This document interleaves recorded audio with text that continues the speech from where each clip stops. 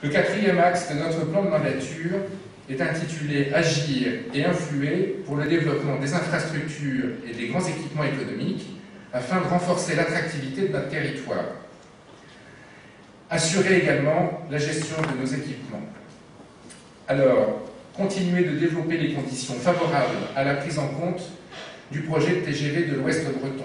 C'est un sujet qui est souvent répété ici par la Chambre et par d'autres acteurs, mais Brest et Quimper à 1h30 de Rennes, c'est un objectif prioritaire de notre désenclavement.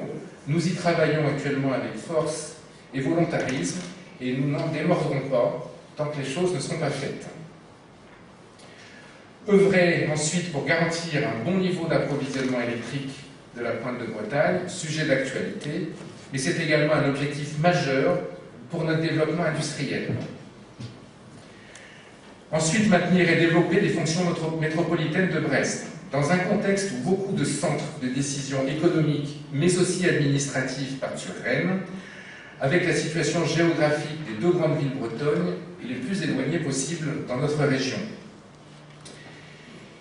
Quand je dis ça, ce n'est pas une guerre entre Brest et Rennes, comme on l'entend trop souvent, mais il faut tenir compte de cette réalité économique et surtout géographique qui nous met dans ce contexte. Et nous devons œuvrer pour maintenir des équilibres, mais on est obligé de tenir compte de ce constat, sur lequel personne n'y peut rien, c'est un constat, il faut faire avec de la meilleure façon possible, et d'où l'importance également de notre présence active au niveau de la construction de la région, dans le cadre de la voie des chambres de commerce. Ensuite, conforter Brest comme pôle d'excellence dans les domaines liés à l'activité de la mer, la recherche, la formation et l'industrie.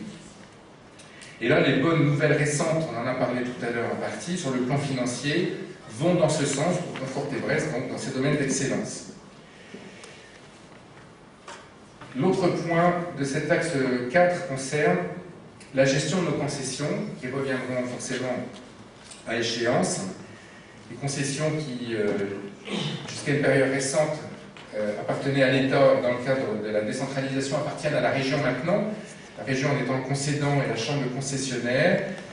Je pense qu'il est utile de rappeler que notre chambre a su créer et valoriser ces ports, que ce soit la réparation navale, le commerce ou la pêche, et également son aéroport. Ce sera un axe prioritaire de notre mandature d'en conserver la gestion lors du renouvellement des concessions. Encore une fois, ce sera la région qui a